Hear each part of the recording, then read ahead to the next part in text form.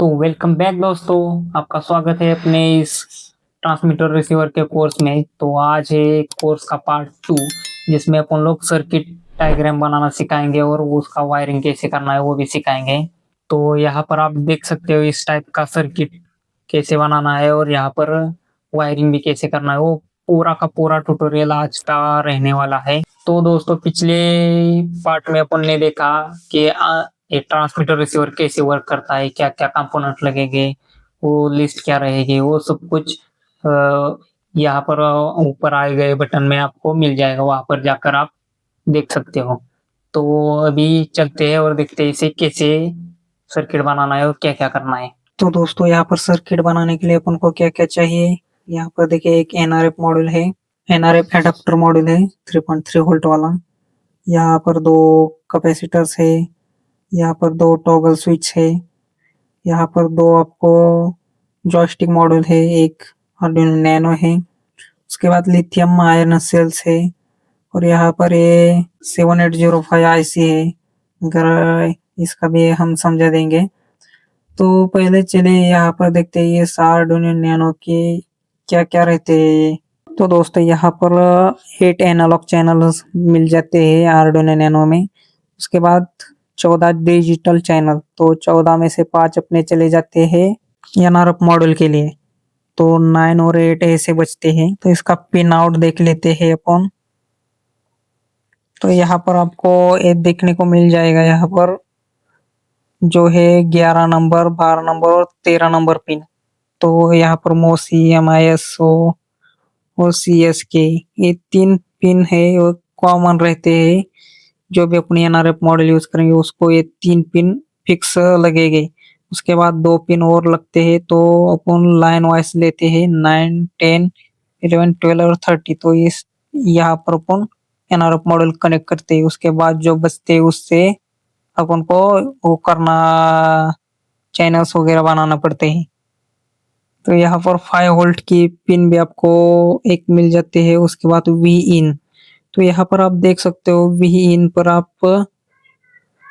क्या कितना वोल्टेज दे सकते हो। यहाँ पर देखिए 7 से 12 वोल्ट इनपुट दे सकते हो और यहाँ पर 5 वोल्ट इनपुट और आउटपुट, एग्जैक्ट 5 वोल्ट आपके पास है तो आप यहाँ पर दे सकते हो, वरना 2S बैटरी पैक का डायरेक्ट यहाँ पर प्लस दे सकते हो, यहाँ पर नेगेटिव। तो दोस्तों, ये एनालॉग और डिजिटल चैनल कैसे वर्क करता है, यहाँ पर देखिए जो एनालॉग रहता है ये इस टाइप का पोटेंशियोमीटर वगैरह यूज होता है जॉयस्टिक मॉडल, उसके लिए एनालॉग चैनल होता है।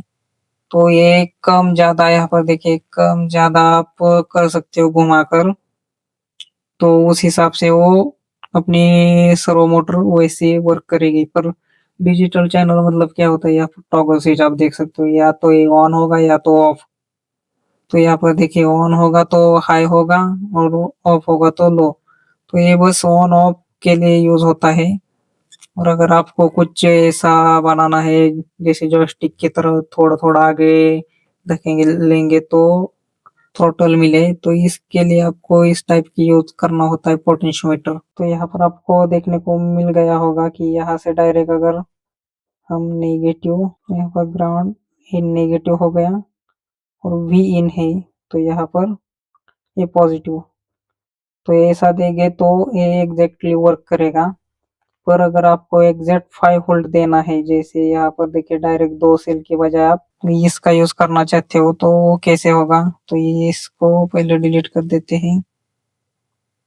तो यहाँ पर नेगेटिव लाइन आएगी और डायरेक्ट नेगेटिव लाइन यहाँ पर चली जाएगी।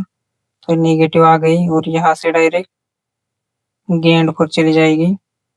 तो नेगेटिव लाइन तो आ गई।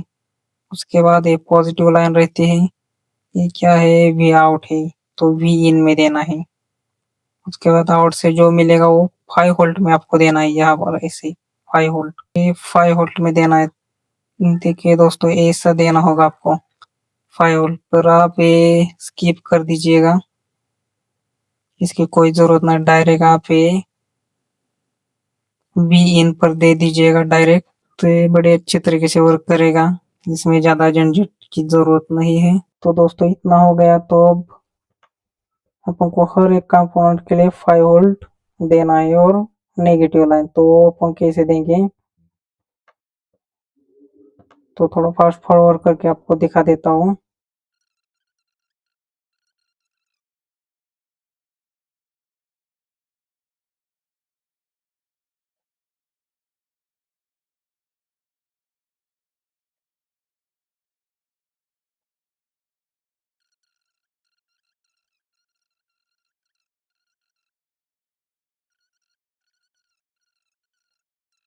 तो देखिए इतना हो गया अपना, तो इसका पूरा हो गया। तो यहाँ पर अब सी, तो सी में पुनः देना है 9। तो ये हो गया 9। 10 सी एस के होता है।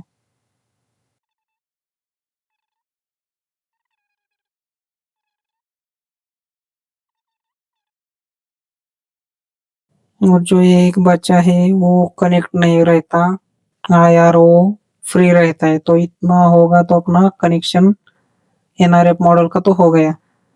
तो अब अपने चैनल्स का, तो यहाँ पर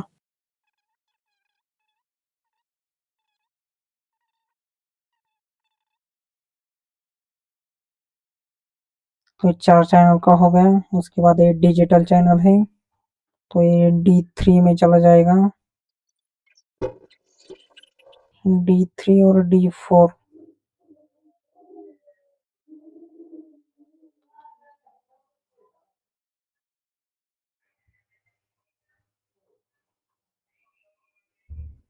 तो दोस्तों अब आ रही है रिसीवर बनाने की। तो यहाँ पर आप देख सकते हो एनआरएफ एडाप्टर है। तो उसके पॉजिटिव नेगेटिव के साथ एक 100 म्यू का कैपेसिटर अपन ने अटैच किया है।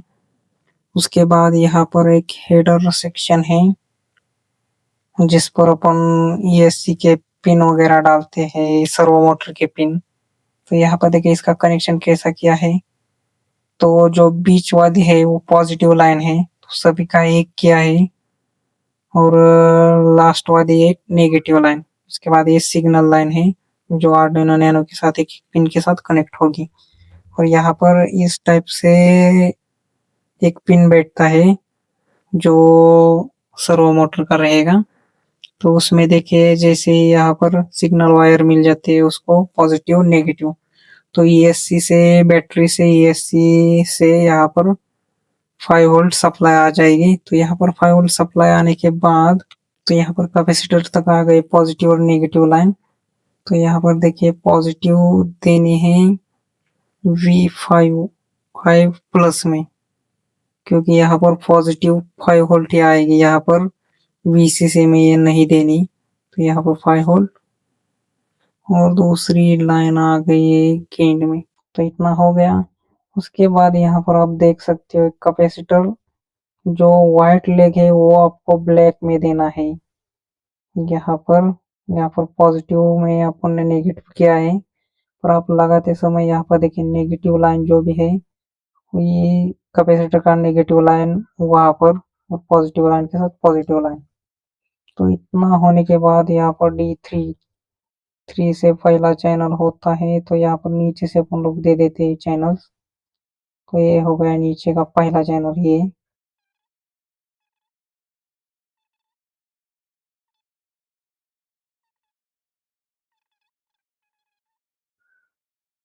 उसके बाद CSN में जाएगा 10।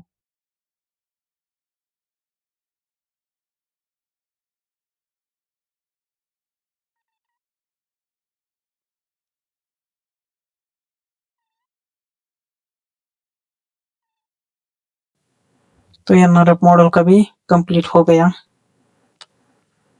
तो रिसीवर में बस इतना ही। यहाँ पर आपको अलग से कोई बैटरी का कनेक्शन नहीं देना होता। जो भी यहाँ पर पिंस है वहां पर आपके ईएससी से पावर आती है इन पिंस में, नेगेटिव और पॉजिटिव 5 वोल्ट। तो वहीं से अपन लोग आर्डिनो को दे रहे हैं और वहीं से यहाँ पर ये इसको दे रहे हैं, एडाप्टर को भी है इसी।